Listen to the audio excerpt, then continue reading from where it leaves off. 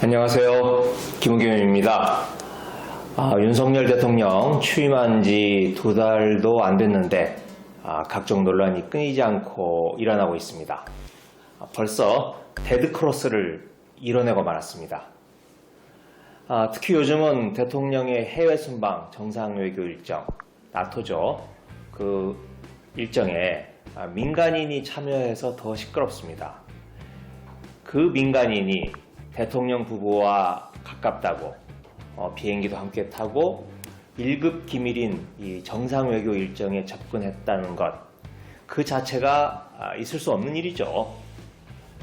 대통령을 처음 해봐서 이렇게 말하고 넘어가기에는 사안이 심각하다고 생각합니다. 저는 이 사건을 보면서 최순실 국정농단 사건이 떠올랐습니다. 특히 공무상 비밀 누설 부분입니다. 기억이 나실지 모르겠습니다. 박근혜 정부 시절에 이른바 문고리 3인방이라고 있었습니다. 이 문고리 3인방 중 청와대 부속비서관 정호성 씨가 있었습니다. 그는 최순실 씨에게 이 청와대 기밀 문건을 전달해 준 것, 유출한 게 밝혀져서 유죄를 받았습니다. 이걸 수사하고 기소한 게 바로 특검의 윤석열 팀장, 그리고 윤석열 서울중앙지검장입니다. 한번 공소장 그리고 재판 기록을 보겠습니다. 네, 정호성의 판결문, 그 판결문 중에서 검찰의 공소 요지를 한번 읽어보겠습니다. 이걸 보면 피고인은 정호성입니다. 박근혜 전 대통령 취임 전인 2013년 1월부터 대통령 재직 중인 2016년 4월까지 대통령의 지시를 받아 최순실에게 총 47회에 걸쳐 공무상 비밀 내용을 담고 있는 문건을 이메일 또는 인편으로 전달하는 방법으로 대통령과 공모하여 법령에 의한 직무상 비밀을 누설했다라고 해서 공무상 비밀 누설이라고 했습니다. 이 공무상 비밀 내용을 담고 있는 문건이 과연 뭐였을까요? 판결문을 보면 나옵니다. 이 내용이 판결문의 내용인데요. 노란색 부분입니다. 다시 한번 제가 읽어드리겠습니다. 대통령 당선인을 위하여 중국에 파견할 특사단 추천 의원을 정리한 것으로 그것이 사전에 외부로 누설될 경우 대통령 당선인의 인사기능에 장애를 초래할 위험이 있으므로 전국적인 의사결정이 있기 전까지는 외부에 누설되어서는 아니 되는 비밀로서 보호할 가치가 있는 직무상 비밀에 해당한다. 이렇게 적시를 하고 있습니다. 자, 정식으로 취임하기도 전인, 즉 박근혜 대통령도 아니고 당선인 시절에 있었던 일입니다. 또 중국에 파견할 특사단의 최종 명단도 아닙니다. 그 명단을 고르기 위한 추천 의원일 뿐입니다. 이런 정도인데도 법원은 직무상 비밀로 본 겁니다. 국가 기밀의 그 중요성을 검찰과 법원이 얼마나 엄밀하게 보는지, 무겁게 보는지 단적으로 보여주는 사례라고 할 수 있습니다. 이걸 최순실의 판결문을 보면 더 구체적으로 내용을 알 수가 있습니다. 이것도 한번 읽어보겠습니다. 청와대 부속비서관 공소회 68 정호성입니다. 정호성은 2013년부터 2016년까지 피고인의 의견을 들어보라는 대통령의 포괄적인 지시에 따라 대통령에게 보고되는 인사안, 대통령 말씀자료 및 연설문, 그리고 이게 중요합니다.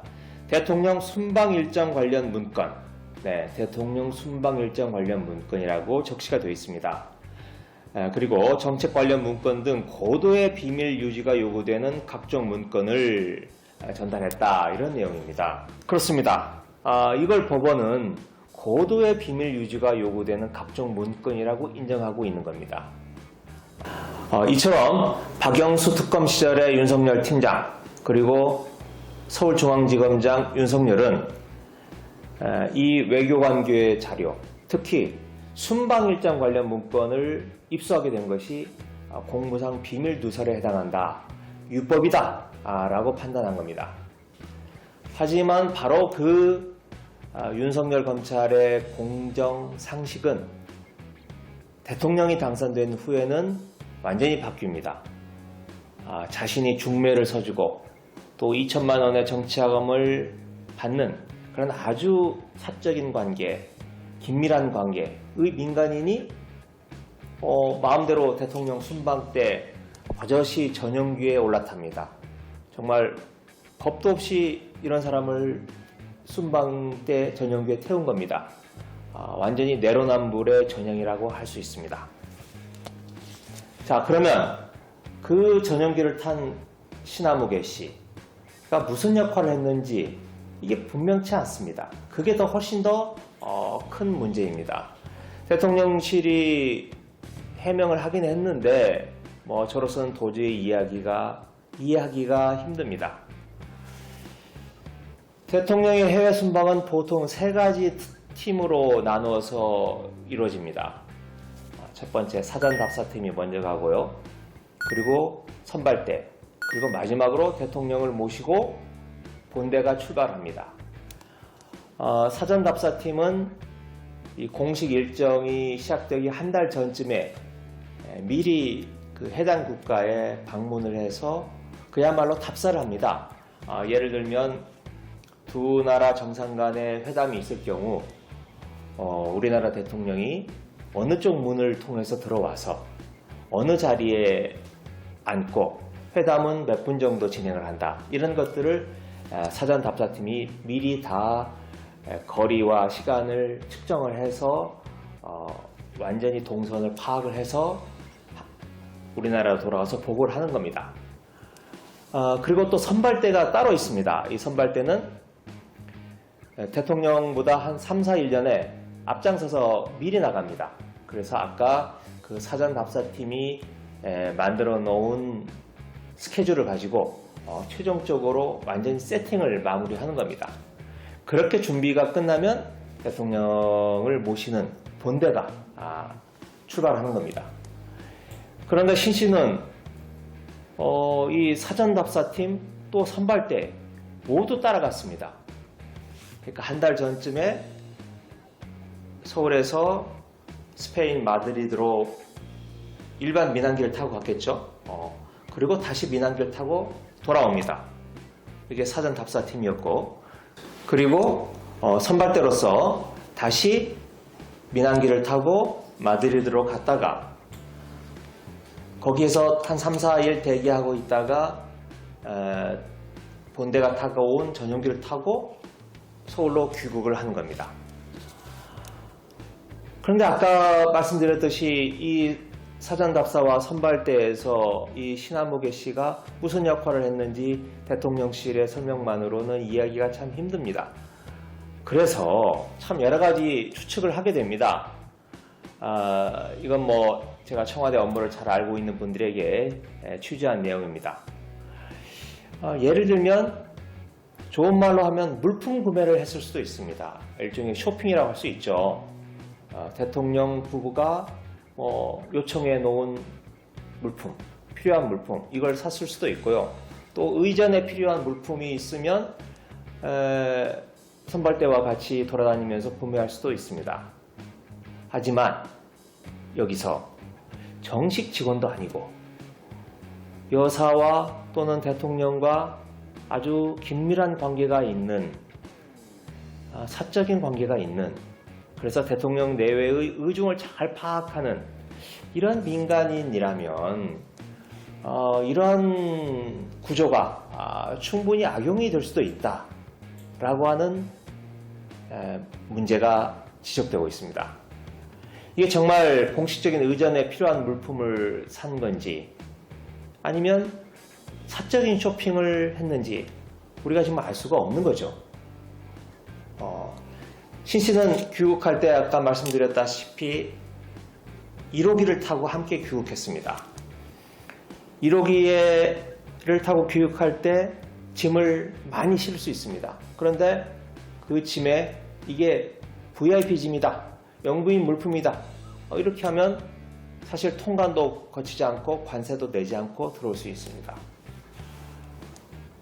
신분이 불확실한 사람, 공무원이 아닌 사람, 어떤 사적인 이해관계가 있는 민간인, 이런 사람이 그 전용기를 이용을 한다면 충분히 위험할 수 있는 그런 구조인 겁니다.